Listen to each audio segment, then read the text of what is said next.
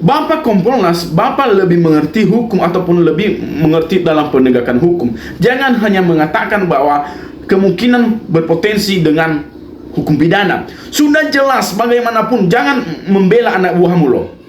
Sudah jelas ini pemerasan sebagaimana undang-undang ataupun KUHP yang terdapat pada pasal 368, pasal 369. Sudah jelas barang siapa menguntungkan diri melakukan pemerasan tersebut harus dihukum pidana. Penanganan kasus ini semua diambil alih oleh Divpropam Mabes Polri. Jadi kasus yang terjadi di Polsek maupun terjadi di Polres, termasuk di Polda, semuanya kita ambil alih, ditangani oleh Divpropam. Jadi dari hasil penyelidikan yang sudah kami lakukan, ya perlu kami luruskan bahwa korban warga negara Malaysia, dari penyelidikan dan identifikasi kami secara saintifik, kami temukan sebanyak 45 orang. Bahwa barang bukti yang telah kita amankan, ya, jumlahnya berapa, Dok? 2,5 ya? 2,5. Jadi 2,5 miliar rupiah. Background kasus ya, walaupun tadi dijelaskan bagaimana soal kode etik dan lain sebagainya, potensi untuk pidana memang sangat besar. Wow, polisi dan polisi lagi teman-temanku. Sangat lucu kawan-kawanku, ketika tersandung masalah, ketika ada keterlibatan masalah pada anggota kepolisian, disebut sebagai oknum polisi. Itu sangat lucu kan menurutku. Karena bagaimanapun ketika masih belum dipecat secara tidak hormat, masih dia menerima gaji, masih dia berseragam, masih mempunyai pangkat, tetap aja dia menjadi polisi. Namun untuk membedakan hal itu, supaya menjaga nama baik instansi polisi, makanya dipisahkan menjadi oknum polisi. Ya padahal mereka polisi, jadi kita susah membedakan oknum polisi. Jadi kita juga dalam penyebutan menyampaikan pendapat, kita harus berhati-hati. Oke, kali ini ada 18 orang anggota oknum polisi yang telah melakukan pemerasan kepada warga negara asing. Teman-temanku, informasi yang beredar bahwa pada saat ada acara konser DWP, bahwa 18 anggota sebelumnya ada terlibat 45 oknum anggota pihak kepolisian, dan terakhir yang telah disampaikan oleh Kadif Propam bahwa telah diamankan 18 anggota polisi ataupun oknum polisi yang telah melakukan pemerasan tersebut. Dan pemerasannya bukan tanggung-tanggung teman-teman. Sebelumnya beredar informasi mencapai puluhan miliar. Namun alhasil dengan klarifikasi Kadif Propam dan bersama dengan Kompolnas sudah diamankan barang bukti 2,5 miliar. Wow. 2,5 miliar itu juga sangat luar biasa besar nominal uang tersebut loh teman-teman. Bahwa inilah pihak kepolisian di negara Republik Indonesia ini. Kenapa sih anggota-anggota kalian ataupun oknum-oknum ini melakukan pemerasan seperti ini? Yang seharusnya mereka mengayomi, malah mereka melakukan penindakan-penindakan secara keras, membabi buta kepada kita. Justru yang kita andalkan adalah untuk menjaga masyarakat, untuk menjaga ketertiban umum. Malah mereka yang membuat ricuh, malah mereka yang melakukan untuk memeras masyarakat. Bagaimana kita bisa percaya dengan pihak polisi saat ini?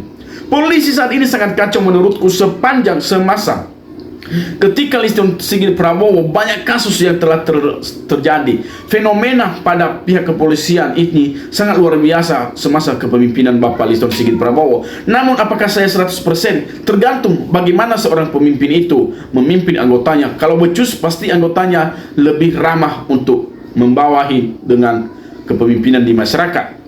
Sepanjang Listio Sigit Prabowo kita ulas kembali teman-teman. Dimulai dari kejadian Verdi Sambo membunuh anak buahnya, kemudian ada Teddy Minahasa yang telah terlibat menjadi kasus narkotika.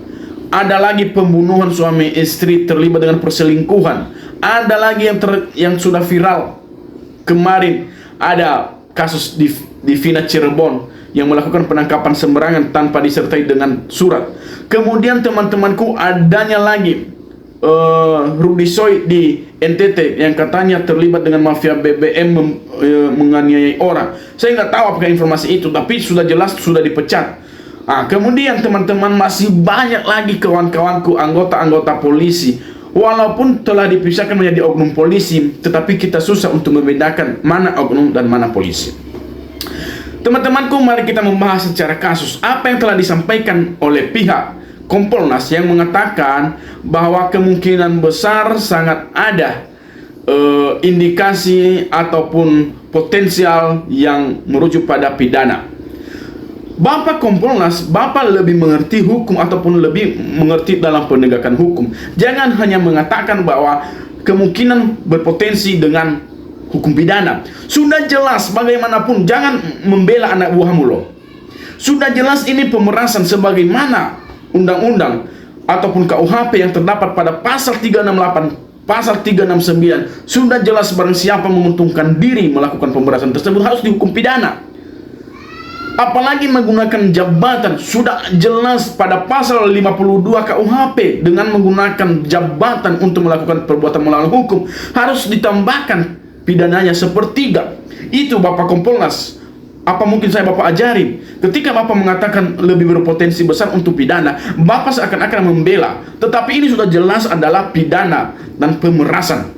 Selanjutnya, ketika kita membandingkan pada Undang-Undang Nomor 31 Tahun 1999 tentang tindak pidana korupsi yang terdapat pada pasal 12. Di sini dikatakan Bapak Kompolnas bahwa ini harus menjadi perhatian kepada seluruh pihak-pihak yang berpangkat nantinya. Setiap orang yang melakukan tindak pidana sebagai dimaksud dalam pasal 419, pasal 420, pasal 423, pasal 425 atau pasal 435 Kitab Undang-Undang Hukum Pidana dipidana dengan pidana penjara seumur hidup atau penjara paling singkat 4 tahun dan paling lama 20 tahun dan denda paling sedikit Rp 200 juta rupiah dan paling banyak 1 miliar rupiah. Bapak Kompolnas dan kepada seluruh rakyat Indonesia bahwa semua polisi yang terlibat yang telah melakukan pemerasan harus dihukum seumur hidup dan dipecat segera. Bagaimanapun itu, kita tahu bahwa negara Republik Indonesia ini sudah tidak baik-baik saja. Bagaimanapun itu, terdapat pada pasal 423 itu bahwa menggunakan kekuasaan secara melawan hukum itu juga perbuatan yang menguntungkan dirinya. Itu merupakan perbuatan yang harus dilanjutkan dan yang harus ditindaklanjut oleh pihak kepolisian, siapapun itu. Teman-temanku seluruh rakyat Indonesia, bahwa apa yang telah terjadi di negara ini sepanjang hari ini kita tidak bisa aman. Seharusnya pihak kepolisian ini melindungi kita, malah mereka sendiri yang menjadikan kita sudah tidak tenang dan sudah tidak tentram. Kita was-was untuk bertemu polisi. Saat ini kalau kita bertemu polisi, kita seakan deg-degan. Jangan-jangan ini nanti menjadi oknum polisi. Jangan-jangan yang saya hadapi ini bukan polisi tapi oknum polisi. Karena mereka melakukan nanti pemerasan kepada kita. Teman-temanku, kita baca dulu pasal 423 Kitab Undang-Undang Hukum Pidana. Seorang pejabat dengan maksud menguntungkan diri sendiri atau orang lain secara melawan hukum dengan menyalahgunakan kekuasaannya memaksa seorang untuk memberikan sesuatu, untuk membayar atau menerima pembayaran dengan potongan, atau untuk mengerjakan sesuatu bagi dirinya, diancam dengan pidana paling lama 6 tahun. Tadi telah disebutkan pada Undang-Undang Nomor 31 Tahun 1999 itu yang terdapat pasal 12. Teman-teman bisa lihat di situ pasal yang telah dikategorikan sebagai perbuatan tindak pidana korupsi. Kalau dia adalah seorang pejabat publik. Dan seharusnya pihak Propam harus koreksi seluruh jajarannya, karena bukan hanya sekali dua kali terjadi penyalahgunaan kekuasaan dalam pihak kepolisian ini. Apa sih jadinya Republik Indonesia ini ketika seluruh anggota polisi melakukan hal ini? Kacau. Tetapi kita tahu bahwa masih banyak anggota polisi yang sangat bagus reputasinya, yang sangat bagus kinerjanya. Namun kadang-kadang kita was-was, mereka terbawa dengan arus yang teman-teman mereka lakukan. Sehingga saya sendiri masyarakat biasa, ketika saya bertemu polisi di lampu merah, saya deg-degan. Jangan-jangan saya diperas, jangan saya ditilang. Walaupun saya tidak ada kesalahan, nanti mereka mencari-cari kesalahan. Karena itu sering terjadi. Tetapi apakah sudah diperbaiki reputasi itu sampai saat ini? Belum, malah makin buruk. Apa yang seharusnya dilakukan oleh Kapolri saat ini? Harusnya Kapolri berdoa ketika Anda tidak bisa memimpin anak buah Anda, harusnya turun, berdoa, minta pengampunan kepada Tuhan, karena Anda adalah kepalanya. Ya, andai pun ada dua pemimpin misalkan, barulah bisa ini. Tetapi bagaimana? Matahari tidak boleh ada dua, hanya satu. Pemimpin hanya satu, tidak boleh ada dua. Pada jajaran pihak kepolisian hanya satu Kapolri, yaitu saat ini Listio Sigit Prabowo. Dan kamulah yang mempunyai tongkat kepemimpinan. Anda yang akan mengatur arah pihak polisi, yang akan mengayomi masyarakat. Di tangan Anda. Ketika Anda tidak sanggup, akan terjadi kekacauan. Saya sendiri kecewa pada pihak-pihak kepolisian yang seperti ini. Andai pun ini dilakukan pemerasan, mungkin pada senegara internal, yang mungkin masih belum tersebar di mana-mana. Tapi ini pemerasan di luar negeri. Hubungan internasional kita akan terbatas. Bagaimana nanti saudara kami yang ada di Malaysia di sana? Mereka akan disorot oleh warga negara Malaysia karena pengamanan kita, karena pihak kepolisian kita sendiri yang telah melakukan pemerasan kepada mereka. Bagaimana dengan jaminan itu nanti, Bapak?